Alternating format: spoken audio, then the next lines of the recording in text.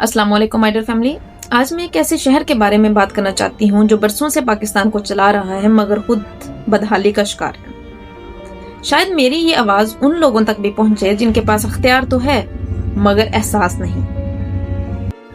Bilawal, a city is dying under your watch and a leader who watches silently becomes part of destruction. Karachi is the backbone of Pakistan and now it is breaking and is your legacy. If you call yourself a leader, then late. If not, then stop claiming what you never protected.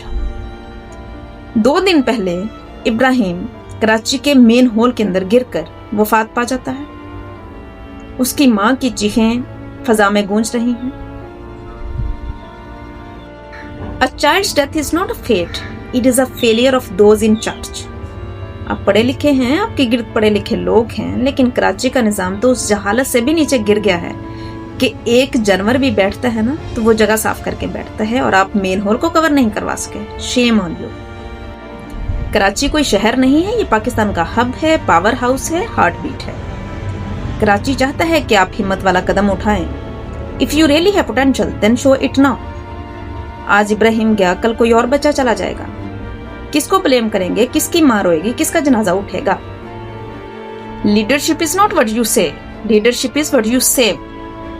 अगर आप PM बनने का ख्वाब देख रहे हैं तो कराची के लिए कुछ करें, वरना एक दिन आपका पीएम बनने का ख्वाब भी किसी मेन हॉल के अंदर घिरकर दफन हो जाएगा। उम्मीद करती हूँ मेरी ये आवाज आप तक पहुंचे।